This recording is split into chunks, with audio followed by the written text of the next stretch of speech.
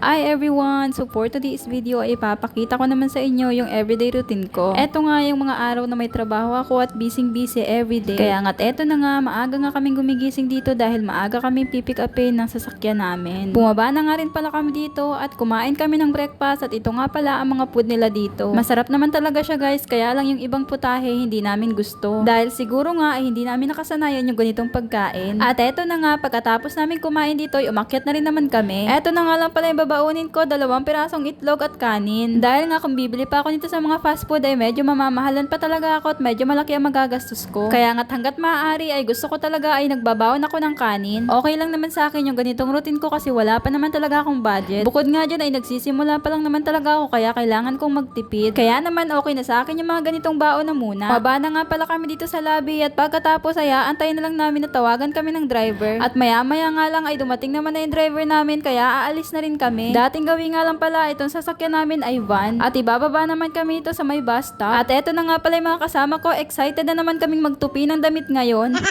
At eto na nga dahil dito naka-assign yung isa sa kasama ko kaya dito na siya ibinaba. Dito na nga lang pala kami ibababa ng van na sinakyan namin na kung saan ay dito kami mag-iintay ng bus company. At eto nga pala yung mga bus na sasakyan namin. Bawat bus nga pala dyan ay meron na nakapangalan kung saang mall sila papunta. Wag na wag lang talaga magkakamali ang inday nyo kasi pag nagkamali siya ay tapos na talaga. Dahil isang bus lang nga ang dadaan dito sa mga oras na ito. Eto nga yung sinasabi ko sa inyo na kapag naiwan kayo ng bus ay kung paano na talaga kayo. Magtataksi ka na nga pala dito at hindi nga lang yan talaga magagalitan ka pa ng manager mo dahil nga malilate ka pa at mag-aalala pa sila sa'yo. Pasensya na nga kayo guys, ang dami kong kwento. At eto na nga pala, nakarating na nga pala ako dito sa work ko. Uminom na nga muna pala akong tubig kasi grabe ang init ngayon. At eto na nga, dito nga pala ako nagtatrabaho na kung saan ay busy ang araw ko. At pagkatapos ay nakalimutan ko naman mag-video ng tanghali kaya ipapakita ko na lang sa inyo yung ganap ko sa gabi. Sa pag-uwi nga pala namin ay may bus din naman susundo sa amin. Wala nga palang jeep dito o tricycle kaya naman kabahan ka talaga pag naiwan ka ng bus.